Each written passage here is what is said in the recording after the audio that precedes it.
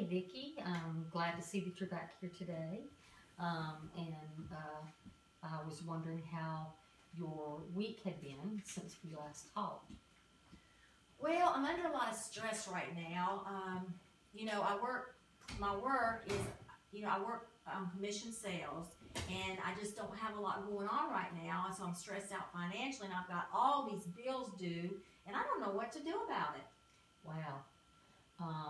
That does sound like a lot of stress. It is. Is there a way, or I guess, tell me more maybe about the bills. Tell me what you're thinking about on the bills and how that stresses you out.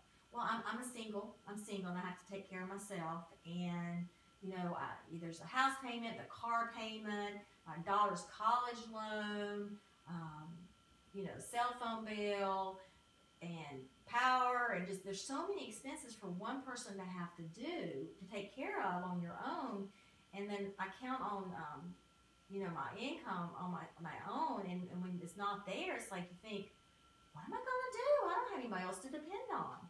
So I don't know how. I'm feeling trapped right now. I don't know what to do about it. Is there, when you're paying your bills, are there some that maybe could be paid later than earlier? Well, I've talked to my rental agent, and they, it's due on the 1st, but they said they would let me make it till the 10th. But then I still feel guilty about that because I feel like, I'm not, if I'm having to wait till the 10th, that means I'm a failure. Well, I don't think that you're a failure. Why do you feel that you're a failure?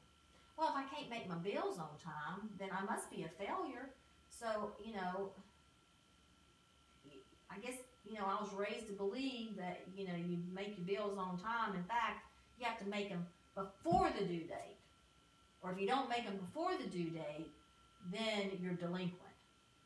But you have talked to your the person that you're renting from. Yeah. And they have agreed that you can send that out on the 10th. Yeah. And then my boss, he pays me on the 10th. But he knows that I'm strapped, and so he tries to pay me as soon as possible. So I've talked to my boss about that too, and I've told my sisters and everybody that I just don't have a lot of money, and I can't buy birthday presents, and I just can't do all those things. But then you still feel guilty, and you have your children you want to buy birthday presents for, and I can't buy all these expensive birthday presents anymore.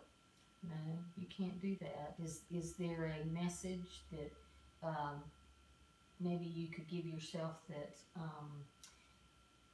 it doesn't have to be an expensive gift? What do you think a gift is? What is your definition of a gift? Well, of course, growing up, a gift was spending money, a lot of money on that meant you were important. Okay. So if you don't buy something big and expensive, then you must not be important.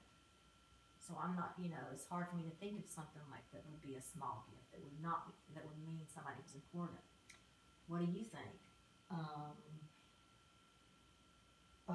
Well, what I think is that if you are important, no matter what size gift that you would give to somebody, and I remember you telling me you had a daughter, and instead of getting her the big gift for her birthday, can you just, go and get her a card and say, I love you, and do you feel that's showing your love and that your child is important? I don't know if she would feel loved. Why wouldn't? Or what's the reason for that? Because a lot of younger people don't understand that they think a gift is important. So I don't know if she would understand, but I could certainly try and tell her that I love her, and that right now I can't do much right now, and she would probably understand. So but then I have my grandchildren, and they're little, and every time I go over to the house, they want, gift grandma, gift grandma. I said, not today, not today. But then sometimes I go to the dollar store, and I do buy them a little something, and they seem to appreciate it because they don't know money value right now. Right. So that helps sometimes. Just go to the dollar store, I guess. Something you said earlier in our conversation when you talked about you felt like you were a failure because you couldn't buy the big gifts and you couldn't do the big things. Tell me more about that. Well, I know when I was young, my dad was a minister, And we always hung out with the people that were doctors and stuff. We got included in their, you know, in their Christmases and their celebrations. And they always got really cool presents. And we didn't get that much. And I thought, well, we must not be loved. We're not important. And so from that growing up like that, I didn't feel like I was very important because I never got big gifts, expensive gifts. And so what about it made you feel that it had to be a big gift to show love? What was that idea? Well, I guess I figured that these other people got big gifts, they were loved. Just as a child, growing up, I thought, well, all these big gifts, they must really be loved. So I saw it as a way, I just said that was being loved.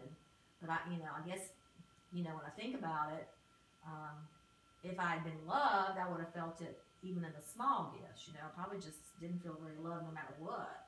Do you remember a small gift that you got and maybe you didn't feel love after you had gotten that? Is there something in your memory? Is there a small gift?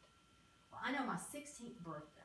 I thought 16th birthday is supposed to be one of the most important birthdays of your life. And I opened up this box, and it was a fake charm bracelet. It wasn't even 24 karat. It was like this little cheap charm bracelet. And that's what I got for my birthday. And I thought, wow. That was it. That was it. That's what I got for my 16th birthday. And I thought, man, most kids get a car. I got a cheap charm bracelet.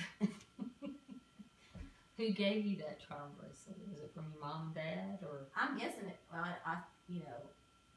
I'm sure my mom bought it, but I'm sure she bought it from mom, both of them. But that was probably my big birthday present. As a fake charm bracelet. And so that apparently was a big disappointment. They were very disappointed. Yeah, I was very disappointed. And so do you think it set you up in life from that circumstance that, your expectations of getting a special gift because it was on your 16th birthday, and that maybe set you up in life to think, well, all my other friends get these big presents, they must be loved. All I get is this fake charm bracelet. Yeah, and that's, throughout my life, that's what it always seemed to be. I was always disappointed. Never failed to be disappointed. Christmas, I was disappointed. Everything, I was always disappointed. And I guess, my expectations were that if I didn't get nice gifts, that meant I was not important. How do you feel today if your expectations are not being met? Well, I know I have a lot of expectations of people, and so I've really tried hard to work on the fact that that people aren't going to always meet my expectations, and so I try to work on the fact of not being just disappointed, but when it comes to my children and to other people, I feel like I still have to meet that expectation, to be doing right to everybody else, even though I don't look at it as a problem for me as much anymore. I still feel like I have to meet that need in other people. How does that put a lot of pressure on you to meet all those expectations? Yes, it does. Yeah, I know I'm my own worst enemy a lot of times. It does sound like you're beating yourself up pretty much. I would say you're right about that. I do. Do you think there's a way that maybe you could adjust your expectations of what is expected of you as a mother and as a grandmother and show love to your, the grandkids when they come up and say, gift Grammy, can you just say this is a gift, a big hug? Or what are your thoughts on that? Well, I could certainly try that, and and just show them love, because I know that's what's really important is just the fact that you love them, and let them know that you love them, and spending time with them. They, at that age, they like just to spend time and play, so I could do that. Okay. Do you want to try and do that, or do you think you're going to get to see your grandkids anytime soon?